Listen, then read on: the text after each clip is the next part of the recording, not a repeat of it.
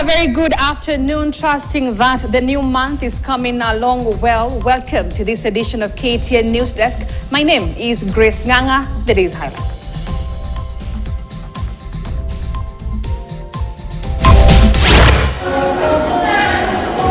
The Anglican Church condemns the weekend attack on former Deputy President Rigathi Gachagua, challenging government to arrest perpetrators. As Kenya marks World AIDS Day, it is double celebration in Busia County that has maintained a prevalence rate of 5% since the last financial year. Plus, reprieve to cotton farmers in Busia and Siaya counties as stakeholders rally the government to operationalize the ailing granaries. And over 2,000 indigenous trees planted in Reforestation in the Mount Kenya region under a forest enrichment program meant to increase forest cover and conserve the water catchment area.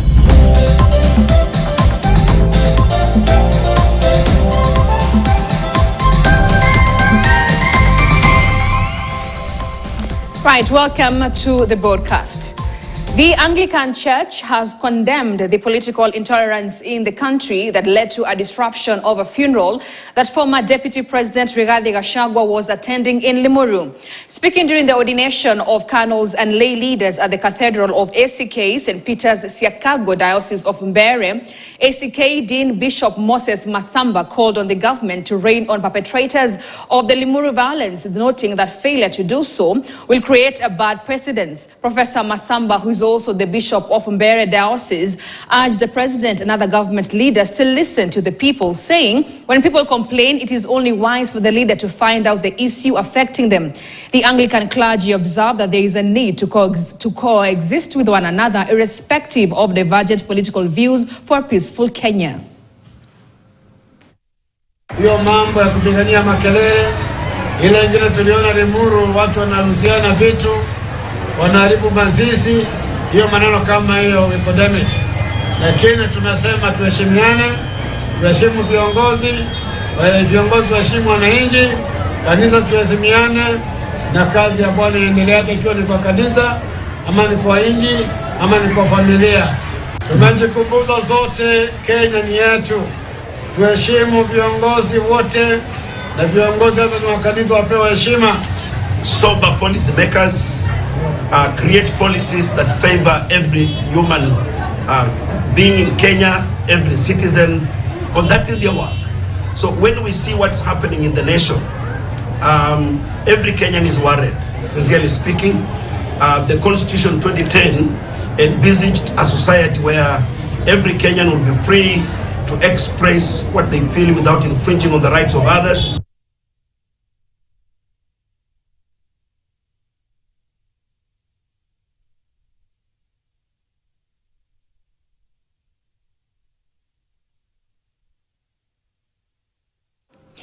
Now, residents of Suna East constituency staged a passionate protest over the weekend, highlighting the dire state of roads in the area. The demonstration centered in Godjope village saw locals and boda riders barricading key transport routes with banana and maize plants, demanding immediate government intervention.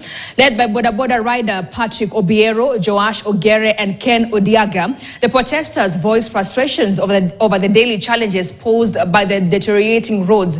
These conditions, they argue, have severe impacted transportation, trade and access to essential services. They lament of the impassable roads, especially during the rainy season. From Wasio up to mahali inaitwa mwisho wa lami, sijui ni kwa nini inaitwa mwisho wa lami, kwa sababu lami inafaa ipite mpaka Wasio. Tukitoka hapo watu wa pikipiki hatuwezi beba wa mama wetu kwenda Migori kwa sababu ya hii barabara. Tumechoka na hii barabara. Asipotengeneza hii barabara, Juma inayokuja tutakuja na ng'ombe tulime tupande mahindi. Barabara ipite Mapera, ipite Kanyamkago, na lazima wasipoangalia vizuri watang'olewa. Hapa tunataka njia yetu itengenezwe, hatujakuja hapa kwa njia ya vita. Tunaomba tu mheshimiwa aje tutengenezee barabara. We've had a challenge of the road upgrade from Kakrao all the way to Ogwethi. The Kakrao to Ogwethi road upgrade was advertised and was approved in 2019, and funds amounting to 1.1 billion shillings was allocated for the upgrade. Today, the contractor only did a section from Ogwethi Market to Oyoma, which is, to Oyuma, which is a 12 kilometers road. The total road was 22 kilometers. So we are asking, as the residents of Gudjope and the residents of Suna East, that why did the constructor stop construction of the total of the road from Kakrao to Ogwethi? And the National Government Affirmative Action Fund, NGAF, over the weekend gave 56 self-help groups in Tana River County cash and business kits to the tune of 4.3 million shillings to boost their incomes. The beneficiaries included women and youth groups, persons with disabilities, and flood victims. According to Tana River County Woman Rep Amina Dika, who is the patron of the fund in the county, Dika, who was flanked by NGAF Chairman Roy Kisaka, presented checks worth 4.1 million shillings and business equipment worth 200,000 shillings to the groups in the presence of Health Cabinet Secretary Deborah Barasa and Woman Rep Jane Kagiri of Kiambu County, Fatuma Jeho of Wajir, Mumina Golo of Isiolo, and Umel Khair Hasim of Mandera.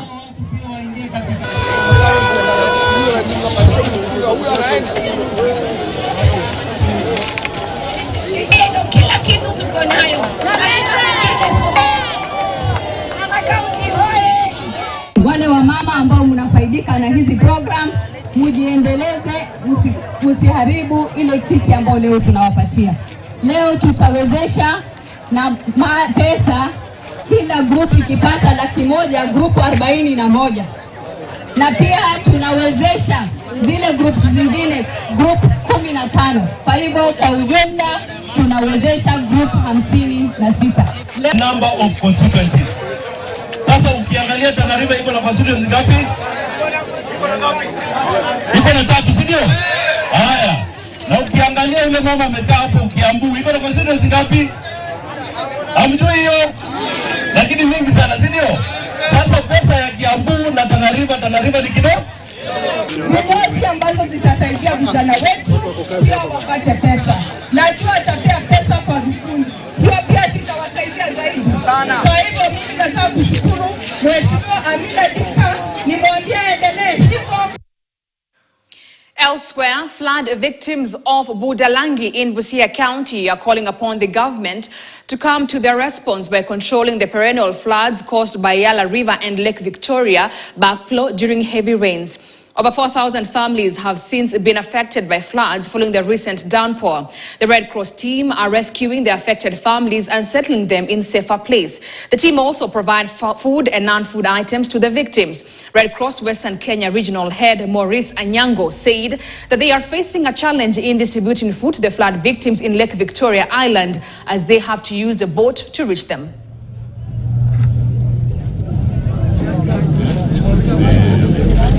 8,000 households have been targeted in Busia County, whereby we are having this particular area going to serve a population of over 4,000 families. As we speak now, 15 villages across this area are not accessible by road, and that is why we are using this institution as a distribution center for the communities to be able to access and to receive food aid support. Area yetu yuko flat areas, na unapata maji natoka juu ikikuja huku, hasa saa za zile mvua ikianguka. Sasa unaona maji yote inateremuka, inatusimamia mahali ambao tuko. Kila mvua ikinyesha, tunajua tu kwamba sisi tutapata mafuriko, kwa sababu ikinyesha kule juu maji yote yanakuja huku kwetu. Sasa serikali ingeangalilia, ikajua kwamba ishikilie mahali fulani ili pia sisi tuzidi kuishi kama Wakenya wengine. Kambi kuna magonjwa ambayo changamoto ya magonjwa mbalimbali. Juu sasa hawa watoto wachanga under 5 years wanaambukizwa magonjwa kwa sababu hatuna vio ya kutosha. Na kama kuna vio, hiyo ni germs zinalenga hawa watoto. Tunaomba wale ambao wameza maji imefika makwao waweze kutoka mapema, watafute eneo lenye liko juu ama high grounds, na ama watafute majamaa ambao wanaweza ishi nao. The global industrial landscape is fast changing, driven by technological advances that redefine modern workforce demands. This revolution has created an urgent need to bridge the skill gaps between the conventional education systems and what the industry requires. Kenya, like many emerging economies, is taking bold steps to address this challenge through the implementation of dual technology and a vocational education and training program. The dual TVET approach combines classroom instruction and industry experience. Students spend at least half their training time at the TVET institution and the other half in the industry, guided by a qualified in-company mentor. This structure provides a comprehensive education that teaches both basic and practical skills.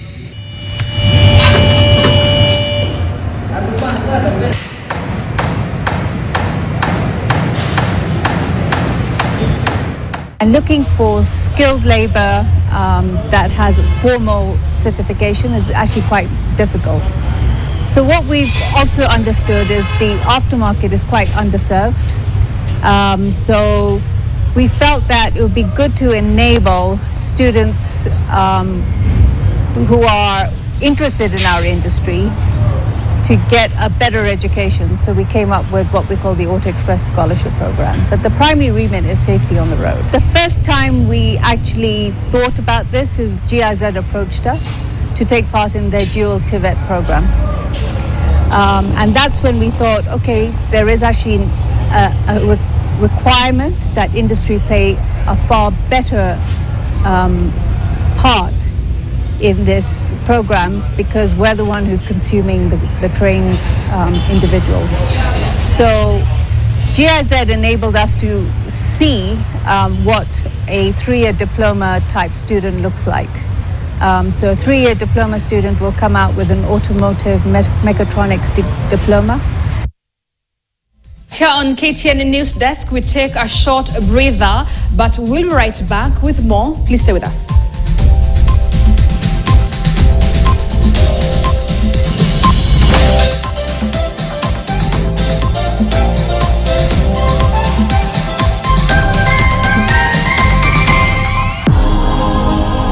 More media platforms. Congratulations, class of 2024. Tharaka University. Education for freedom.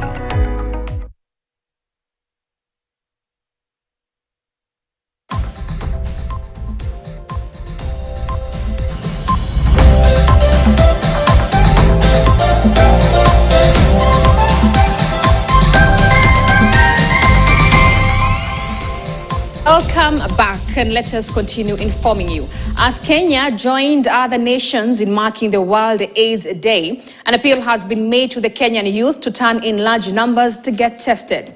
The appeal comes even as numbers indicate that the infection rate is rising, especially among the youth. Currently, Nyeri ranks at position 24 in Kenya in HIV/AIDS prevalence.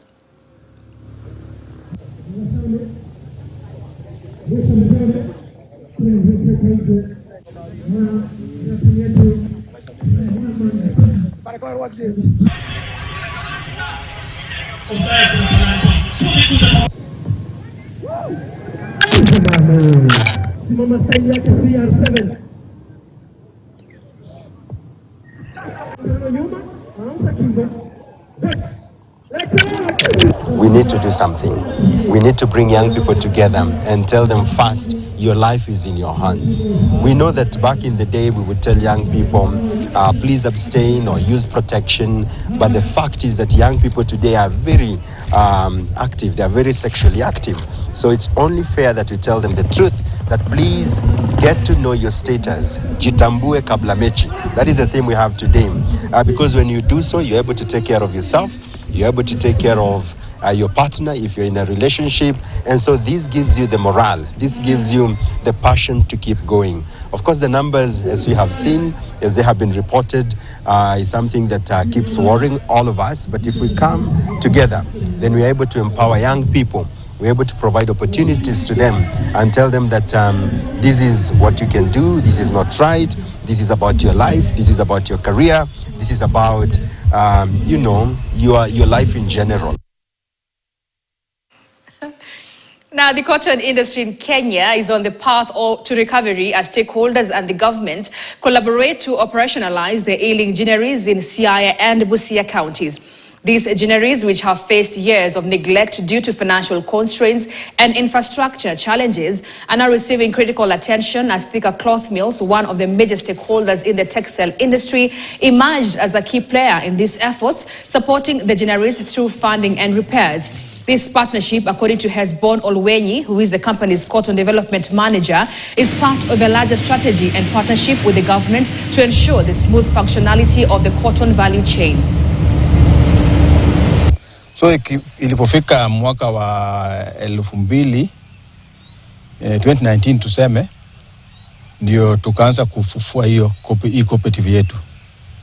Tukaanza kusajili wanachama mpya, na sasa tuko na wanachama ambayo wamejiandikisha na hii cooperative watu 1600. Na wale ambao wanalima pamba ni wengi sana, na wanaingia polepole kwa sababu wakati wa liberalized market wengi walipoteza pamba.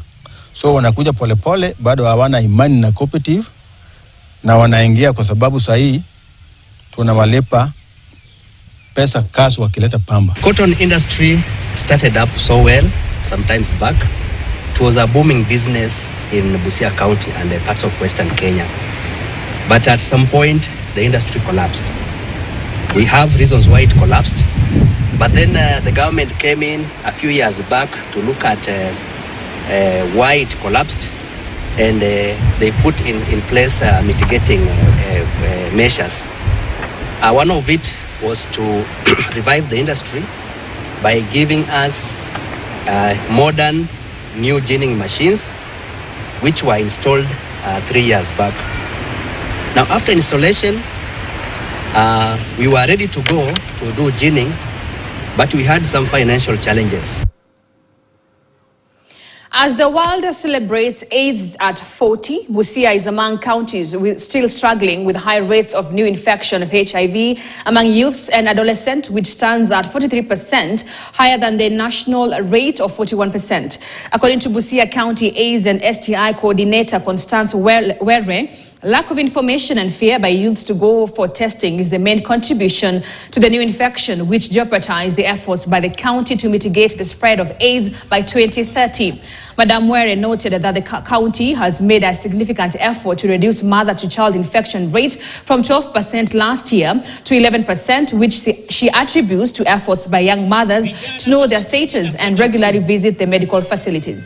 Kwa hivyo tunataka kuambia vijana wetu kama mchukue hatua za tahadhari ili tusiweze kuambukizana magonjwa ya HIV kama vile inavyoonekana sasa kwamba trend inaenda juu. Na sote tuna jukumu la kuhakikisha kwamba tunajichunga na tunachunga wale ambao tunaishi na wao pamoja na wale ambao tunawatunza. Another indicator that we are also struggling with is the new infections among adolescents and young persons, which stands at 43%, higher than the national that is at 41%. Last year we were at 43%. This year we are at 42.3%. Last year we were at 43%. So we have slightly improved, but we are not yet there. We are talking about our children, the young girls and boys. They are getting infected. Do they know what HIV is? Have we penetrated the community? Na tujue ya kwamba kweli kila mtu anaelewa mambo na HIV? Do their parents know that we are struggling with the triple threat? That is a question that we need to be asking ourselves. A practice that is going on, utakuta watoto wa miaka 14, 15, miaka 16 wanapewa a lot of family planning. Juzi nimeona area moja watoto zaidi ya 500 ambao hawajafika miaka 18 wamepewa family planning. Sasa family planning itakuzuia wewe kukosa kupata mimba, lakini haitakuzuia kupata ukimwi. So we need also to look at that area when you want to encourage hii family planning. What do we do to ensure that we don't transmit? Because sasa yule mtoto ni mdogo haelewi, yeye atajua sasa mimi niko sawa, anajiachilia. Over 2,000 indigenous trees have been planted in Reforestation in Mount Kenya Forest to increase tree cover and conserve the water catchment area.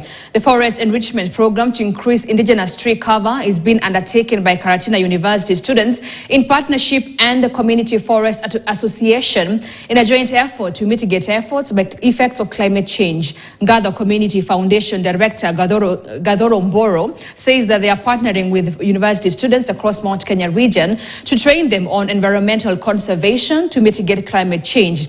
Karatina University Dean of Environmental Studies Flora Namu said climate change is now real and thus the need for collaboration between science and indigenous ways to mitigate factors such as flooding, drought and other effects. John Mwangi, forester in charge of Reforestation, says that Nyeri County has attained a forest cover of 47%, calling on residents to continue with planting of trees.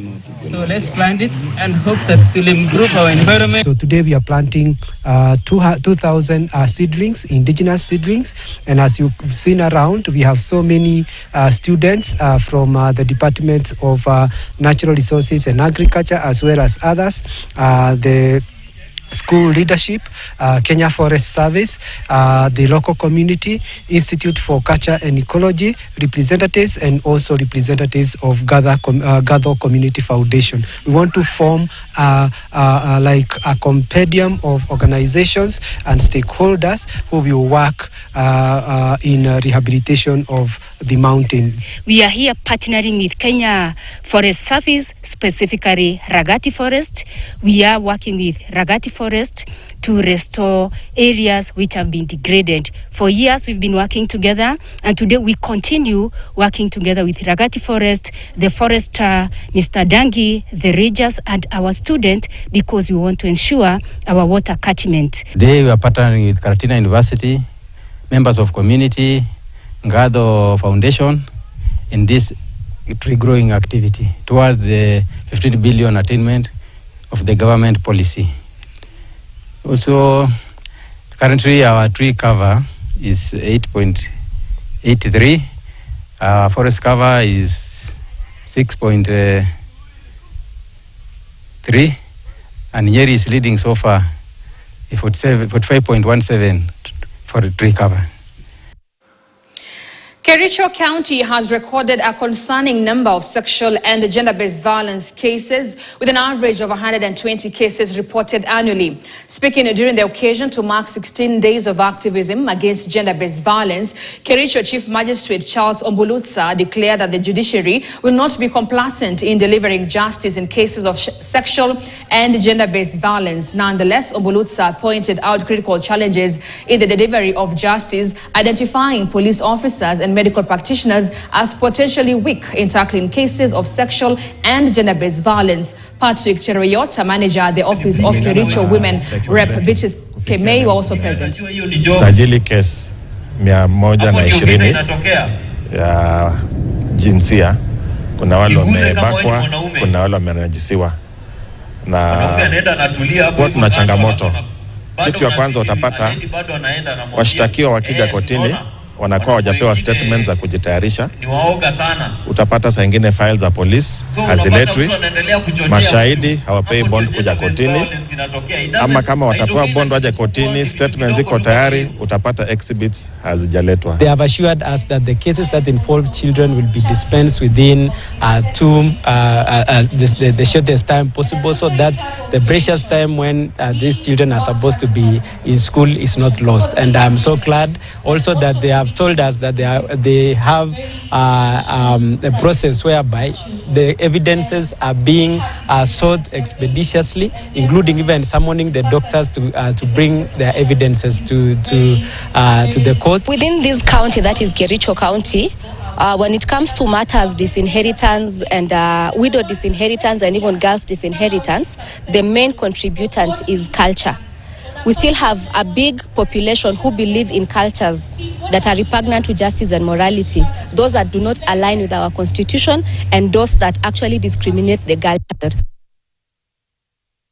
Elsewhere, investors have called for an improved and favorable business environment in Vihiga counties that will enable them thrive into profit-making entities while inviting more investors. Speaking during the inaugural Vihiga County Business Awards ceremony, the chairperson of the Kenyan National Chamber of Commerce and Industry, Vihiga chapter, Dr. Billy Nyonje, said that the area was ripe for investments, considering its high population density and strategic location in the Lake Basin region. The awards brought together all business stakeholders in Vihiga, including small, medium enterprises, who got an opportunity to showcase their products and also get recognition in their various areas of operation. Vihiga is ready. Is potential for investment. Actually, I can say it's pregnant naweza kusema iko tayari kuzaa biashara mingi kabisa. Kwa hivyo wewe kama ni investor, na nataka kutumia hii fursa kuambia ndugu zetu ambao wana invest Nairobi, Mombasa, ng'ambo, sawa, lakini kuja invest nyumbani. Mimi ni nyonje, nimeinvest nyumbani na nasikia mzuri. So it is awarding the bigger people, that is the large, and is also rewarding the MS, the micro and small enterprises. Hii Vihiga Business Awards imekuwa ni an opportunity for us to celebrate, and we are motivated and we are encouraged. It's also an opportunity for us to showcase our products, what we do. We have a huge population. We are the second largest, most populated county in Kenya. So it means the market is ready. Well, and that's it for us here on KTN News Desk. Thank you so much for always sparing time for us. My name is Grace Nganga. Up next is Inside Sports. Please don't go too far.